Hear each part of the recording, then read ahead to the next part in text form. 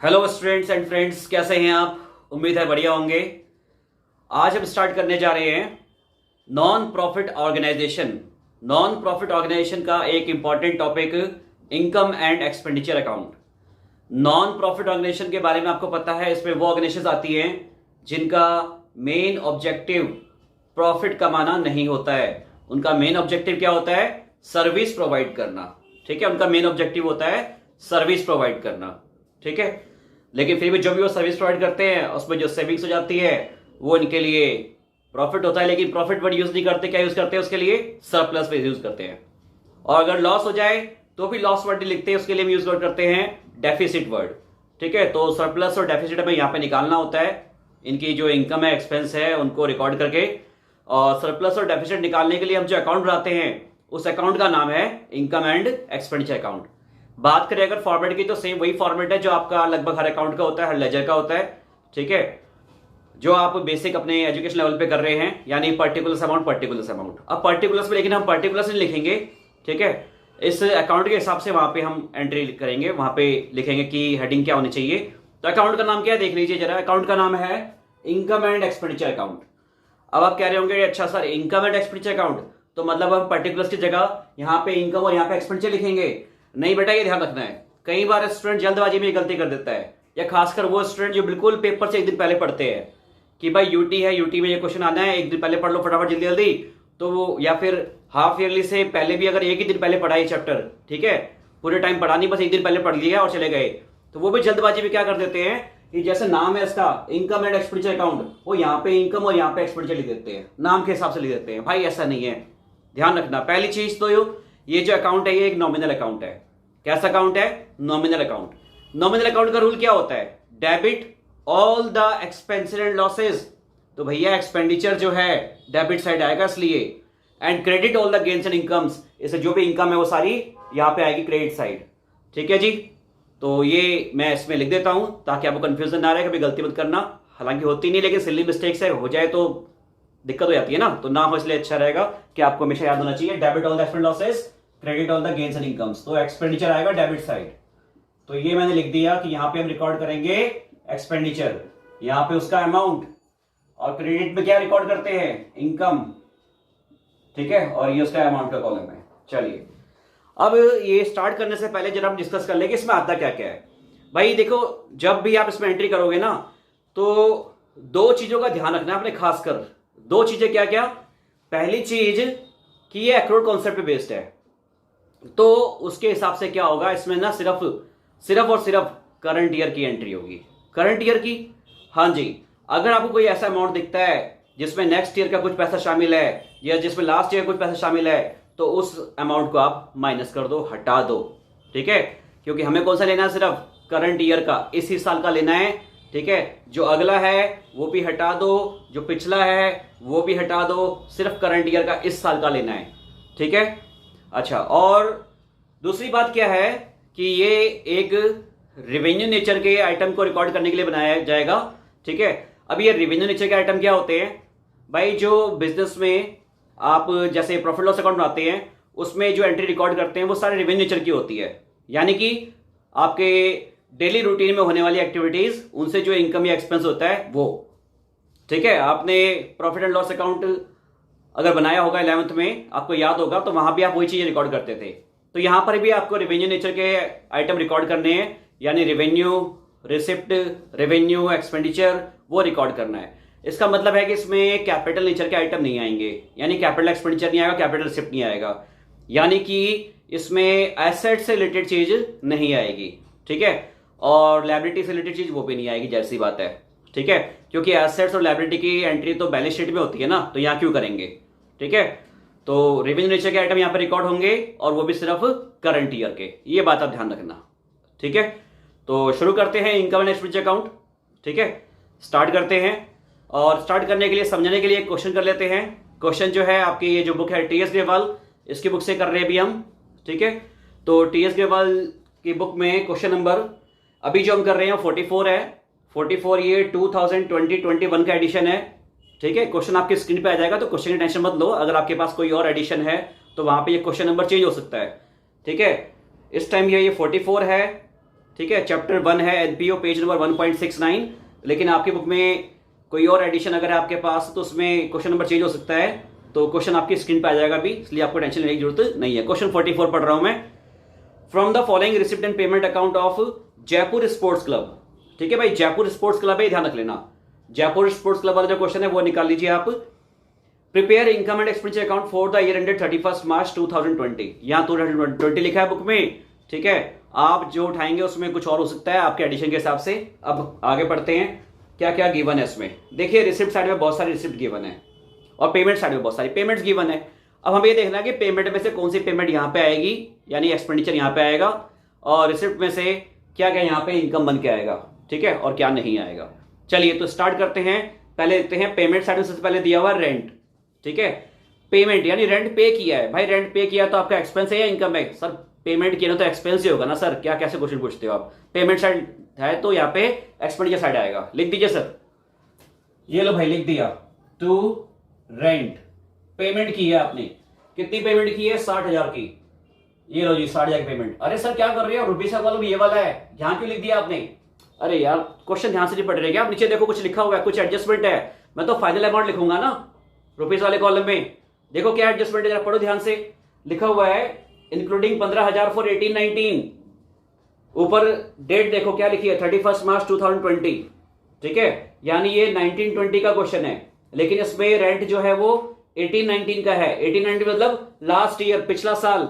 भाई पिछले साल का अमाउंट तो अब लेते ही नहीं, अभी समझाया था, सिर्फ करंट ईयर के अमाउंट लेने हैं, तो पिछले साल का अमाउंट हटा दो, माइनस कर दो। तो ये लीजिए माइनस कर देते हैं, ठीक है। कितना? 15,000। क्यों माइनस कर दिया? क्योंकि ये लास्ट ईयर का आउटस्टैंडिंग होगा, ठीक है, और इस साल आपको मिला होगा तो इसलिए इसे माइनस कर दिया। तो ये आउटस्टैंडिंग मैंने ओ ओब्लिक एस लिखा है, और लास्ट ईयर का है तो मैंने यहां पे लिख दिया कि प्रीवियस ईयर। प्रीवियस ईयर की यार जगह कम है इसलिए मैंने पीवाई लिख लूंगा, आप समझ लेना। पीवाई, पीवाई मतलब प्रीवियस ईयर, इस साल का नहीं है भाई, इसलिए हटा दिया। मैंने पहले कहा था ना करंट ईयर का आइटम लेंगे, ठीक है। तो नेक्स्ट ईयर के हो तो भी हटा दो, पिछले साल के हो तो भी हटा दो, सिर्फ करंट ईयर के लो। ओके चलिए, तो ये कितना आ गया आपका? 45,000 आ गया। अब इससे आगे अगर बढ़े तो अगला आइटम दिया हुआ है इंश्योरेंस प्रीमियम, वो भी 60,000 है। क्या बात है, सारे 60 की है क्या? चलिए आगे बढ़ते हैं। खैर हम अपना काम करते हैं, हम लिखते हैं to insurance premium 60,000। To insurance premium 60,000। अच्छा मैं प्रीमियम नहीं लिख रहा, ठीक है, मैं सिर्फ इंश्योरेंस लिख के 60,000 लिख रहा हूं। अरे सर रुपीज वाला कॉलम भूल गए बेटा, आप भूल गए। मैंने कहा ना एडजस्टमेंट होगी तो रुपीज वाले कॉलम में डायरेक्ट लिखना, पहले एडजस्टमेंट करो। इसमें लिखा है इसमें 15,000 शामिल है। अच्छा पिछले साल के? नहीं नहीं नहीं, इसमें 15,000 अगले साल के शामिल है, अगले साल के। और हमें कौन सा लेना होता है, क्या बताया था उधर पहले? करंट ईयर का लेना है हमें। तो अगले साल का जो है ना वो भी हटा दो, पिछला भी हटा दो, अगला भी हटा दो, जो करंट ईयर का है वो रखो बस। तो 60,000 में से 15,000 भी हटा दो भाई, यहां पे भी नेक्स्ट ईयर का माइनस, ठीक है। ये आपके पास आपने एडवांस पेमेंट कर दी है, आपने एडवांस पेमेंट कर दी है कौन से ईयर के लिए? नेक्स्ट ईयर के लिए। तो नेक्स्ट ईयर जगह है तो छोटा लिख देता हूं, नेक्स्ट ईयर। ये नेक्स्ट ईयर के लिए पेमेंट कर दी, ये थी प्रीवियस ईयर की, ये है नेक्स्ट ईयर की। तो इस साल का तो कोई भी नहीं है ना, तो इसलिए हटा देंगे। तो कितना बच गया है? 45,000 बच गया ये। चलिए आगे बढ़ते हैं, अगली एंट्री देख लो जरा। इसमें लिखा है स्पोर्ट्स इक्विपमेंट। स्पोर्ट्स इक्विपमेंट है भाई, इक्विपमेंट एसेट होता है, और आपको पहले से पता है, मैंने अभी थोड़ी देर पहले कहा था, क्या कहा था कि एसेट तो बैलेंस शीट में आते हैं, तो स्पोर्ट्स इक्विपमेंट यहां पे नहीं लिखना आपने, ठीक है। कैपिटल नेचर का आइटम है भाई, बैलेंस शीट में लिखना है इसको। चलिए आगे, बाय फर्नीचर। और सर जी फर्नीचर भी तो वही है एसेट, ये भी बैलेंस शीट में जाएगा। छोड़िए सर आगे बढ़िए, चलिए मान लेते हैं आपके बाद, आगे बढ़ते हैं, छोड़ो फर्नीचर भी एसेट में जाएगा। आगे बढ़े तो लिखा है भाई बाय 8% फिक्स डिपॉजिट। ओहो ये क्या चीज है? फिक्स डिपॉजिट, बैंक में डिपॉजिट करवा दिया, फिक्स कर दिया लंबे टाइम के लिए, निकालेंगे नहीं पैसा। तो सर ये भी तो एसेट हुआ ना, इसको तो बैलेंस शीट में लिखेंगे। बिल्कुल सही पकड़े एकदम, बैलेंस शीट में लिखेंगे फिक्स डिपॉजिट को। कितना फिक्स डिपॉजिट है? 1,20,000। 1,20,000 बैलेंस शीट में लिखेंगे, लेकिन आगे देखिए लिखा हुआ है 8% फिक्स डिपॉजिट। 8% फिक्स डिपॉजिट का क्या मतलब है कि जो हमने बैंक में एफडी करवाया है ना, वहां से हमें 8% ब्याज मिलेगा। अच्छा सर कौन सा बैंक है हमें बता दो, हम भी वहीं पे एफडी करवा देंगे, 8% ब्याज ले लेंगे। बेटा अभी तो बुक में है, एक्चुअल में कहा है वो तो ढूंढ लेना, ठीक है, फिलहाल ये बुक में है। चलिए तो 8% एफडी, ओहो 1,20,000 पे 8% ब्याज मिलेगा। लेकिन इन्होंने एफडी कब करवाई है? 1 अक्टूबर 2019 को, 1 अक्टूबर 2019, यानी 6 मंथ्स के लिए आपको इंटरेस्ट मिलेगा। ओके, तो ये आप कैलकुलेट कर लीजिए कितना आएगा और उसे इनकम में लिख दीजिए। ओके, इनकम में लिखे, अरे वाह, इनकम का पहला आइटम आ गया। अभी तक इनकम के लिए कुछ आया ही नहीं था। Bye interest on FD, fix deposit पे इंटरेस्ट। अच्छा कितना है? 8%। तो देखिए हम कैलकुलेशन यहां पे कर लेते हैं, ठीक है, कि 1,20,000 का फिक्स डिपॉजिट है, ठीक है जी, 1,20,000 का फिक्स डिपॉजिट है और उस पे 8% यानी कि 8/100 है, ठीक है। और कितने मंथ्स का है भाई? मंथ्स देख लो यार, अक्टूबर से मार्च कितने हो गए? 6 मंथ्स हो गए, तो 6/12 कर दीजिए, 6/12। अब देख लो भाई कितना आ गया, 6 1 जा 6 2 जा, ठीक है, और फिर ये 2 1 जा 2 4 जा, ठीक है, 2 0 से 2 0 काट दिए, तो ये कितना हो गया? 1200, और ये 4 कितना आ गया भाई? ये आ गया 4800, ठीक है, 4800 रुपए। ओहो, अब देखिए 4800 इंटरेस्ट, ठीक है, आपको मिलना था। देखिए रिसिप्ट साइड में क्या इंटरेस्ट मिला है आपको? हाँ मिला है, लेकिन पूरा नहीं मिला। 4800 कितना मिला है? 2400। लेकिन करंट ईयर का बनता कितना है भाई? करंट ईयर में 6 महीने का बनता है, ठीक है, तो और 4800 बनता है, और मिला कितना है? 2400। लेकिन हम तो करंट ईयर कितना बनता पूरा लिखेंगे ना, तो हम 2400 में 2400 और जोड़ देंगे। मिला नहीं है तो क्या, बाद में मिल जाएगा। जो इंटरेस्ट बाद में मिलता है, ठीक है, अभी इस साल का है लेकिन मिलेगा बाद में, उसे क्या बोलते हैं? Accrued interest. यानी हमने इंटरेस्ट कमा तो लिया, हमें मिला नहीं है। Interest earned but not received, उसे बोलते हैं एक्रूड इंटरेस्ट। तो एक्रूड इंटरेस्ट आप प्लस कर देना इसमें, ठीक है। तो हम 2 बार में लिखेंगे, एक तो यहां लिख दीजिए रिसीव्ड, कि जो इंटरेस्ट है वो रिसिप्ट साइड में रिसीव कितना हो रखा है? 2400। बनता कितना है? 4800, 4800 है, तो हम प्लस कर देंगे एक्रूड। एक्रूड क्या होता है भाई? जो बन तो गया है लेकिन मिला नहीं है, तो कोई बात नहीं, हम तो लिखेंगे ना कि बनता कितना है 12 महीने का। करंट ईयर का बनता कितना है? करंट ईयर का बनता है भाई 4800, तो 4800 यहां पे लिख दिया, ठीक है। 4800 करंट ईयर का बनता है, इसलिए आपने 4800 लिख दिया, ठीक है। रिसीव 2400 हुआ था, तो 2400 एक्रूड है। एक्रूड क्या होता है? अर्नड बट नॉट रिसीव्ड, ठीक है। आगे बढ़ते हैं। आगे अगर देखें तो अगला पॉइंट क्या है? Tournament expense. अब ये थोड़ा समझ लीजिए आप, टूर्नामेंट एक्सपेंस दे रखा है ना पेमेंट साइड, लेकिन आप रिसिप्ट साइड एक चीज देखो, वहां लिखा है डोनेशन फॉर टूर्नामेंट। तो सर हम क्या करें, लिखा है तो, अरे यही तो समझने वाला पॉइंट है यार। इसमें एक्चुअली क्या है कि अगर आपको किसी खास पर्पस के लिए कोई पैसा मिला है, if you have some receipt for specific purpose, for any specific purpose, then you can't show it in income and expenditure account. कहां शो करेंगे? On liability side of balance sheet. तो इसलिए जिस चीज के लिए कोई स्पेसिफिक फंड बना हुआ है या किसी खास पर्पस के लिए पैसा मिला है, डोनेशन मिली है, कुछ भी मिली है खास पर्पस के लिए, उसे हमने यहां पर नहीं लिखना, यहां पर नहीं लिखना। तो टूर्नामेंट के लिए डोनेशन आई है, वो भी यहां पे नहीं आएगा। टूर्नामेंट के लिए जो एक्सपेंस हुआ है वो भी यहां पे नहीं आएगा। तो आगे बढ़ो, क्योंकि ये स्पेसिफिक पर्पस के लिए मिला है ना, तो यार इसको हम बैलेंस शीट में लिखेंगे लायबिलिटी साइड। अभी यहां पे से कोई रूल मतलब कोई अभी इसका यहां पे कोई रोल नहीं है। आगे बुक्स भाई एसेट होती हैं, ठीक है। बुक्स से फ्यूचर इकोनॉमिक बेनिफिट होता है। सबका भविष्य जो है किताबों से ही संवरता है, आप लोगों का भविष्य भी किताबों से संवर रहा है।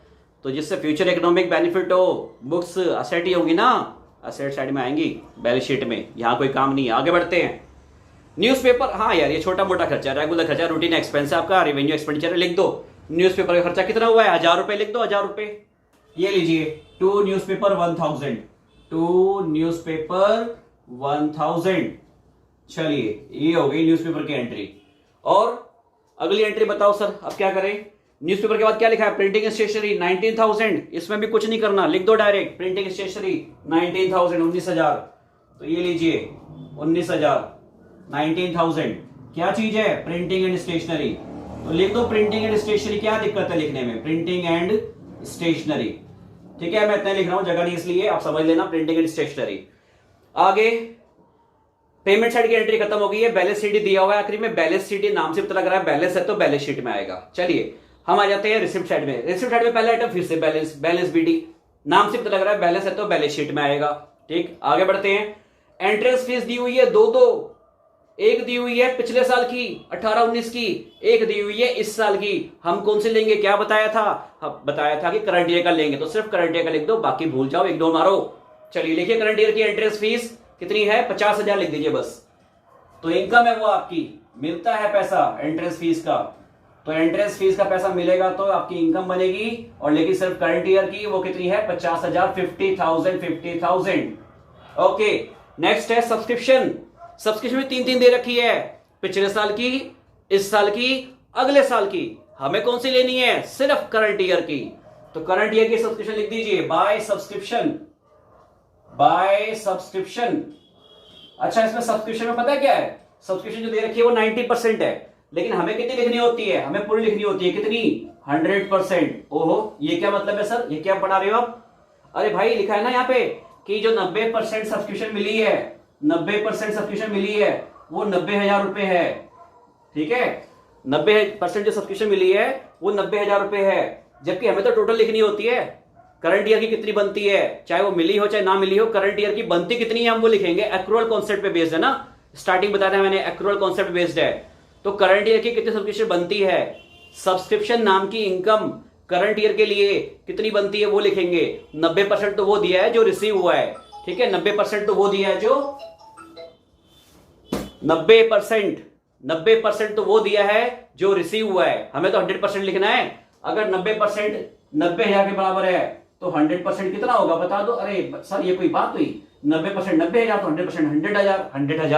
100,000 क्या होता है? 100,000 मतलब यार 1,00,000, समझा करो, ठीक है। तो लिख दीजिए 1,00,000 रुपए, ठीक है, 1,00,000 रुपए। आप इसको यहां पे समझने के लिए आप ऐसे भी लिख सकते हैं कि कैसे आया, 90,000, ठीक है, और अपॉन में यहां लिख दूं या डिवाइड करके लिखूं? यार जगह का मैच देता हूं, डिवाइडेड बाय 90%, ठीक है। 90,000 अपॉन में 90%, तो वो 100 ऊपर आ जाएगा, क्या बन जाएगा? 1,00,000 बन जाएगा, ठीक है। 9 से 9 कट जाएगा, वो 1 आ जाएगा, बाकी जीरो मिला के 1,00,000 बन जाएगा। चलिए आगे बढ़ते हैं। खैर, लाइफ मेंबरशिप फीस लाइफ के लिए, जिंदगी भर के लिए मिली है भाई, जिंदगी भर के लिए मिली है, तो रूटीन इनकम थोड़ी हुई, ये तो एक बार मिल गई है, बार बार थोड़ी मिलने वाली है। तो जो इनकम, ठीक है, किसी खास पर्पस के लिए कभी कभार मिलती है, बार बार नहीं मिलती, वो लाइफ मेंबरशिप फीस कहां आएगी? लायबिलिटी में। यहां नहीं लिखना आपको। आगे बढ़ते हैं। डोनेशन फॉर, अच्छा सिंपल डोनेशन है, पहले 1,20,000 लिख दो यार। डोनेशन तो ठीक है, इनकम होती है एनपीओ की, बेचारा एनपीओ चलता है डोनेशन से है, ठीक है। एनपीओ जो है वो चलता ही डोनेशन से है, डोनेशन नहीं आएगी तो एनपीओ चल ही नहीं पाएगा बेचारा, ठीक है। कितना है? 1,20,000 लिख दो भाई, 1,20,000। चलिए, उसके बाद डोनेशन फॉर टूर्नामेंट, अभी थोड़ी देर पहले बताया था, किसी खास पर्पस के लिए कोई पैसा मिलता है तो वो यहां पे नहीं आता है। किसी खास पर्पस के लिए कोई पैसा मिलेगा तो वो बैलेंस शीट में दिखाया जाएगा, लायबिलिटी साइड, ठीक है। तो डोनेशन फॉर टूर्नामेंट कहां आएगा? बैलेंस शीट में आएगा, लायबिलिटी साइड, यहां पे नहीं आएगा। आगे बढ़ते हैं। फिर लिखा है सब्सक्रिप्शन फॉर गवर्नेंस पार्टी। ओले, सब्सक्रिप्शन मिला है, चंदा मिला है, लेकिन वो भी किसके लिए मिला है? उसका भी एक खास पर्पस लिखा हुआ है यार, गवर्नर पार्टी के लिए मिला है, ठीक है। और यहां भी स्पेसिफिक पर्पस आ गया ना, ये भी कहां आएगा? ये भी लायबिलिटी में आएगा, यहां पे नहीं आएगा। आगे बढ़िए। इंटरेस्ट ऑन 8% फिक्स डिपॉजिट, ये तो हम पहले लिख चुके हैं भाई। इंटरेस्ट ऑन 8% फिक्स डिपॉजिट 2,400 और बनता था 4,800, तो हमने 2,400 और प्लस किया, टोटल लिख दिया 4,800। ओके, आगे सेल ऑफ पुराना न्यूज़पेपर, ओल्ड न्यूज़पेपर। अच्छा, ये तो यार रूटीन में होता रहता है, अखबार खरीदा, पढ़ा, रद्दी इकट्ठी हो गई, बेच दिया, रूटीन है, रूटीन में होता है ये तो लिख दो 300 रुपए सेल ऑफ ओल्ड न्यूज़पेपर। यार 300 रुपए भी लिखते हैं, देखो कहाँ 1,00,000 का आइटम, कहाँ 300 का आइटम, लेकिन लिखना पड़ता है, ठीक है। तो लिखिए बाय सेल ऑफ पुराना newspaper, old newspaper. Old newspaper जगह नहीं है भाई, इतना लिख रहा हूं, ठीक है, ये समझ लेना आप, न्यूज़पेपर। चलिए आगे बढ़ते हैं यार। Sale of old sports material, अच्छा पुराना कुछ मटेरियल होगा यार, खेल कूद का सामान होगा पुराना, ठीक है। कोई आपकी लेदर की बॉल फट गई होगी, ठीक है, किसी का बल्ला टूट गया होगा, ठीक है, या कोई भी स्पोर्ट्स का सामान हो सकता है। आपका चिड़ी छक्का समझते हो ना? छक्का मतलब वो जो रैकेट सा होता है, ठीक है, उसकी जाली टूट गई होगी, ठीक है। चिड़ी भी आपको पता है क्या होती है, चिड़ी उड़ने वाली नहीं, वो जो चिड़ी छक्का में जो चिड़ी होती है, ठीक है। तो ऐसा कुछ स्पोर्ट्स मटेरियल पुराना पड़ा हुआ था, 1,200 का था, 500 में बेच दिया, 1200 का पुराना सामान पड़ा हुआ था स्पोर्ट्स मटेरियल, 500 में बेच दिया। ओहो, घाटे में बेच दिया। घाटा मतलब लॉस। लॉस कहां आता है? Debit all the expenses and losses. तो डेबिट भी लिखो ना यार, सोचना क्या है। तो to loss on sale, loss on sale. कितना लॉस हुआ भाई? 1200 का सामान है, 500 में बेचा है, तो 700 का लॉस हो गया। 1200 minus 500 is equal to 700 is the amount of loss. चलिए आगे बढ़ते हैं, ठीक है। 700 है भाई, ये समझ लेना, गलत मत समझ लेना। लॉकर रेंट, अरे भाई आपको पता है क्लब में बहुत सारे प्लेयर्स जाते हैं, अपना ऐसा थोड़ी है कि घर से ही वो वैसे निकलेंगे तैयार होके पूरे, ठीक है। घर से तो अपने नॉर्मल कपड़े में निकलेंगे ना, ठीक है। वहां जाके कपड़े अपने चेंज करेंगे, अपनी घड़ी वड़ी उतार के रखेंगे, ठीक है। फोन वोन भी अपना हॉस्टल लॉकर में रखें। तो इसके लिए वो क्लब वाले क्या लेते हैं? किराया लेते हैं लॉकर का, फ्री में थोड़ी रखने देंगे। तो लॉकर रेंट लिया उन्होंने, तो इनकम हो गई उनकी। कितना लिया? 6800, 6800। लेकिन लिखा हुआ है कि 600 जो है ना वो 2018-19, 2018-19 यानी कि प्रीवियस ईयर का है, पिछले साल का है, इस साल का नहीं है। और मैंने पहले बताया था इसमें हम सिर्फ करंट ईयर का लेते हैं। तो जो पिछले साल का है, लास्ट ईयर का है, प्रीवियस ईयर का है, उसे माइनस कर दो, हटा दो। तो कर दो। लॉकर रेंट कहां पे आएगा? इनकम में 6800। तो बाय लॉकर रेंट, ठीक है कितना? 6800। लेकिन उसमें से जो इस साल का नहीं है वो हटा दो। वो कितना है? 600। वो इस साल का नहीं है, तो इस साल का कितना है? 6200। आ गई बात समझ? तो ये हो गई आपकी सारी एंट्री खत्म। अब काम क्या रह गया? टोटल करो, ठीक है। टोटल करो और बैलेंस शीट फिगर निकालो। बैलेंस शीट फिगर क्या बोलेंगे? Net profit, net loss? नहीं भाई, एनपीओ है ये, नॉन प्रॉफिट ऑर्गेनाइजेशन। प्रॉफिट की बात नहीं करनी, नेट प्रॉफिट नहीं बोलना, यहां बोलेंगे सरप्लस। और लॉस आ गया तो सर उसे डेफिसिट बोलते हैं। चलिए निकालते, देखते हैं क्या आता है उसमें। पहले वैसे नजर मार लो यार, ज्यादा कौन सा दिख रहा है? उत्तरी 1 लाख, ओहो 50,000, 1.5 लाख हो गया, ये हो गया यार। मुझे तो ये ज्यादा दिख रहा है, इनकम ज्यादा दिख रही है इसकी। एनपीओ है, नॉन प्रॉफिट ऑर्गेनाइजेशन, फिर भी देखो खूब इनकम कमा रहा है यार। कोई नहीं, हमारा काम है कैलकुलेशन करना, अकाउंट्स में आंसर निकालना, हम वो कर देते हैं, अपना काम खत्म। चलिए ये टोटल किया, कहां की लाइन खींची आपने सर? अरे मतलब वही टोटल की लाइन खींची ना, टोटल करेंगे अभी। चलिए बताइए कितना आ गया भाई? देखो यार, अगर यहां पे देखूं वंस प्लेस पे तो 0 ही है, टेंस प्लेस पे देखो तो वहां भी 0 ही है। वंस टेंस क्या होता है? अरे यार हिंदी वालों, इकाई में देखा तो 0 है, दहाई में देखा तो 0 है, सैकड़े में देखता हूं। सैकड़े में क्या है? 100 प्लेस मतलब 8, 8 प्लस 3 11, 11 और ये 2 भी तो है यार। 11 और 2 कितना हो गया? 13, 13 का 3 लिख दो यार, सोचना क्या है। और क्या करोगे? 13 का 1 कैरी कर लो यहाँ पे। तो 1 प्लस 4 कितना हो गया? 5, 5 5 5 5 5 और 6, 5 और 6 कितने हो गए? 11, 11 का 1 लिख दो, फिर 1 कैरी कर लो यार। अब यहाँ तो कुछ है ही नहीं, तो जहां होगा वहां कैरी कर लो। ये लीजिए यहाँ पे कैरी कर लिया हमने। तो 1 और 5 कितना हो गया? 6, 6 और 2 8, 8, 6 और 2 8 हुआ है बस। तो 8 लिख दो, 6 और 2 8 हुआ तो ठीक है, 8 लिख दिया। अच्छा अब क्या रह गया? अब सबसे आगे वाला लैक्स वाला। तो लैक्स में क्या है? ये रहा यार 1 और ये रहा यार 1, 1 और 1 कितना हो गया? 2, 2। तो ये कितना आ गया? 2,81,300, 2,81,300। इसको यहां कॉपी करते हैं। आपको पता है अब 11वीं से करते हुए आए हो कि जो वहां पे आ गया उसी को यहां कॉपी मार दो। अब इसमें से सारे माइनस कर देना, जो बचेगा उसे क्या लिख देना? उसे आप लिख देना सरप्लस। सरप्लस, अरे यार प्रॉफिट को सरप्लस बोलते हैं। और क्योंकि ये क्वेश्चन में दिया हुआ नहीं है, आपने निकाला है, इसलिए आप इसे बैलेंस शीट फिगर लिख सकते हैं, ठीक है। मैं यहां ब्रैकेट छोटा सा लिख देता हूं, बीएफ। बीएफ, हाँ बीएफ मतलब बैलेंस शीट फिगर है, कुछ और मत सोचो। बीएफ मतलब बैलेंस शीट फिगर, ठीक है। अच्छा इसका एक नाम और भी है, वो भी लिख दो क्या? क्या नाम है सर इसका? एक नाम और है, लिख देता हूं, एक्सेस। फालतू है, एक्सेस ऑफ इनकम फालतू है, एक्सेस ऑफ इनकम है, एक्सेस ऑफ इनकम है, इनकम ज्यादा है। किसके ऊपर फालतू है यार? किससे ज्यादा है? एक्सपेंडिचर से ज्यादा है, तो इसे excess of income over expenditure भी बोलते हैं भाई। ये लो लिख दिया यार, excess of income over expenditure, ठीक है। राइटिंग समझ नहीं आता मैं बोल देता हूं, excess of income over expenditure, ठीक है। राइटिंग समझ आए तो आप सुन के समझ लेना। चलिए अब ये है 2,81,300, 2,81,300। उसमें से यार ये माइनस कर दो, ये कितना है भाई? 45, 45, 90, ओहो 90 और ये कितना है? ये दोनों मिला के 20, कितना हो गया? 1,10,700 माइनस कर दो 281,300 में से। यहां कर देते हैं ना ये लोग, 281,300 में से कितना बोला आपने? आपने कहा कि सर ये 1,10,700 माइनस कर दो। अच्छा 1,10,700 माइनस करना है, ये ले यार कर दिया तूने, कहा मैंने कर दिया। ठीक है, बता कितना आ रहा है भाई। ये तो बहुत आसान है, इसमें क्या है ही क्या, ये देखो 0 0 सबसे आसान। अच्छा ये 13 में से 7 गया, 13 माइनस 7 6, यहाँ तो यार 0 बन गया, 0 बन गया तो ठीक है, 0 0 0 और 0 0 0 क्या हो गया, 0 हो गया और क्या हो गया। अच्छा ठीक है आगे बढ़ते हैं। 8 माइनस 1, 8 माइनस 1 यार ये 7 हो गया। ठीक है, और फिर क्या बचा, 2 माइनस 1 1, यही बच रहा पक्का 17600। दोबारा देख लो, देख लेते हैं यार दोबारा क्या दिक्कत है। सही है 17600। आप बुक में से मैच कर लीजिए, आंसर दे रखा होगा पीछे क्वेश्चन नंबर 44 का। तो क्वेश्चन नंबर 44 का आंसर अगर पेज पलट के आप देखेंगे तो पेज पलट के भी आपको 44 का आंसर मिल जाएगा 17600। करेक्ट है भाई, करेक्ट है, सही निकाला। अरे बड़ी खुशी होती है ना यार जब आंसर मैच हो जाए, तो बहुत खुशी होती है यार। ठीक है, खासकर जब पेपर कर रहे हो ना, पेपर में जब बैलेंस शीट टैली हो जाए, क्या खुशी होती है, बस भाई पूछो मत यार।